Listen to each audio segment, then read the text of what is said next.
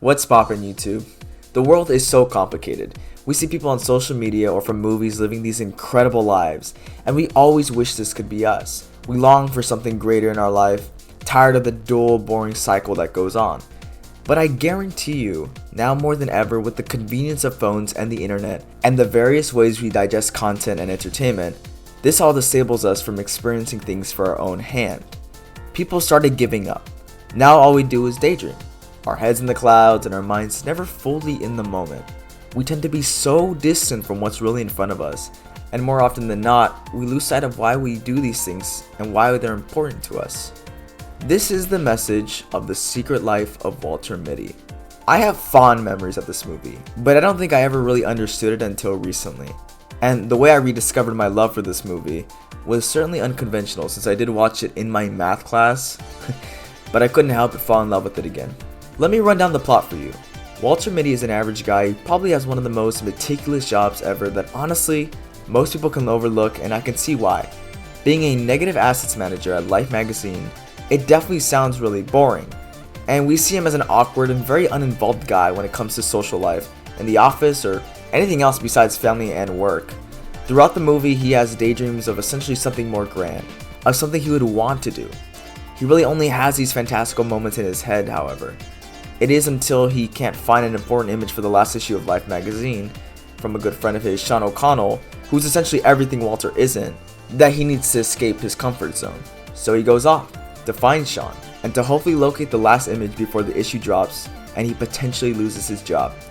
It's honestly a really cool premise that such a small and very much unheard type of task is taken so seriously by Walter. And it's in this journey that Walter starts living and his daydreams begin to start showing up less and less.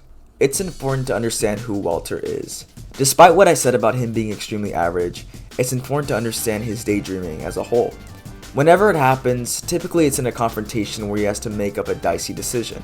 Every single decision he makes holds weight to him. But at the start, we see him get snapped out of it, and he really doesn't do anything at all, and more so just looks foolish when he daydreams. Walter falls back into conformity, letting his daydreams be just that, dreams, nothing more. You could see this lack of variety not just through his life, but also through the wonderful use of cinematography and color. Here's an example.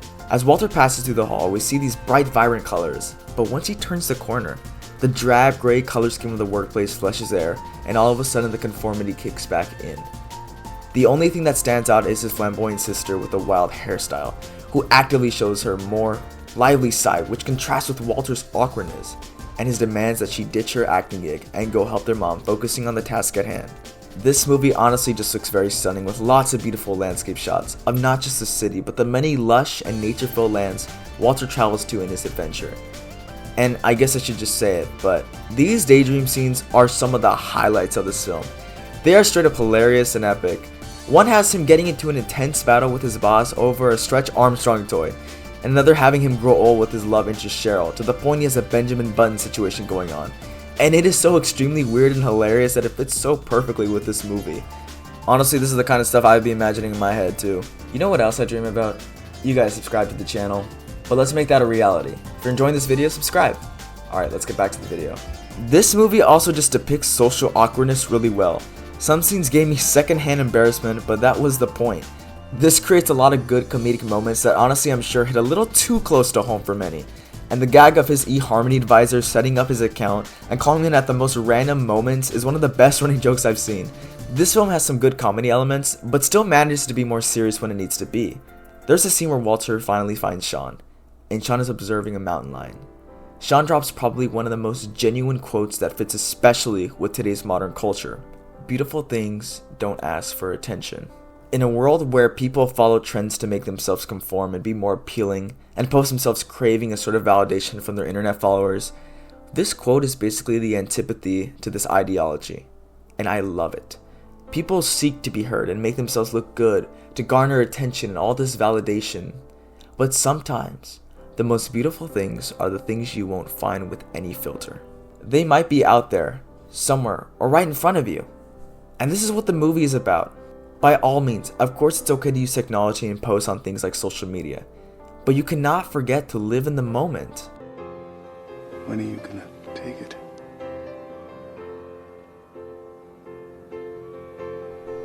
Sometimes I don't. If I like a moment, me, personally, I don't like to have the distraction of the camera. I just want to stay in it. Throughout the movie, the motto of Life magazine is brought up and used as a guideline for the characters, not just for their work, but also for their own personal struggles. For those of you not familiar, the motto goes as follows: to see the world, things dangerous to come, to see behind walls, draw closer, and to find each other and to feel. The choice of having Walter Mitty work at this magazine is sort of genius. It's funny because when people think about magazines, the first thing that come to mind are provocative celebrity titles and captions. Life magazine has always been a little bit different than that, however. But the weight of a soulless and unappreciative corporation still dawns upon Walter and the rest of his office. The respect of their crafts, or lack thereof, is obvious made through the character of Ted, who is basically the supervisor of the whole transition of the magazine going online, essentially leading a huge layoff of dozens of employees, and pressuring Walter into getting the last negative to publish the final issue of Life magazine.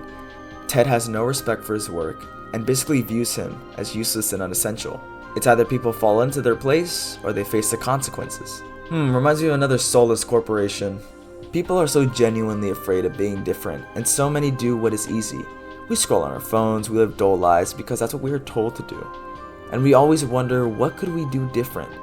Without ever taking the initiative to bring about that change.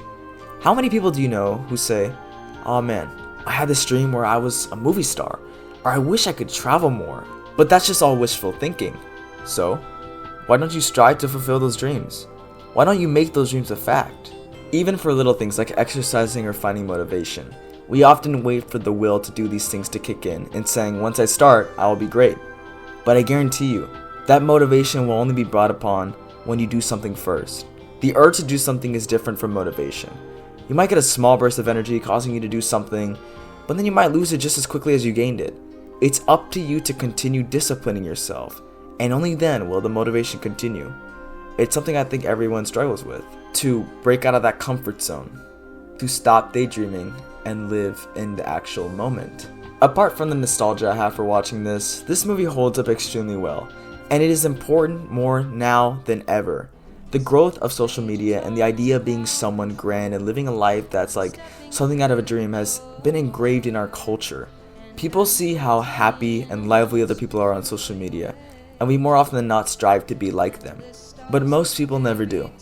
For months, I personally wanted to start a channel and make videos gaining viewers and even potentially making money. But months went by, where I just never did. And it was nothing more than a thought to me. Until one day I just did. And it felt fulfilling. And the more I make videos, the more consistent my motivation and strive to do something becomes. Taking advantage and finally stopping those daydreams is a difficult task, but one everybody should be making. So maybe start turning those dreams into a reality. The Secret Life of Walter Mitty has gone down to be one of my favorite rewatches. And if you haven't seen it in a hot minute or have never seen it, I would recommend you check it out. Ben Stiller perfectly encapsulates a social awkwardness that I think everyone has experienced once in their lives. The daydream scenes are just so great and are a ton of fun. There's a lot of passion in this movie, and you can tell.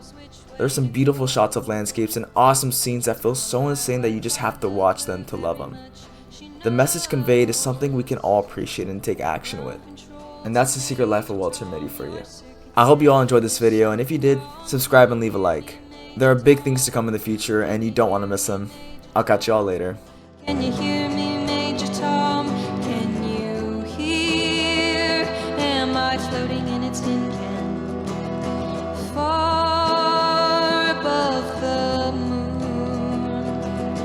Planet Earth is blue, and there's nothing I can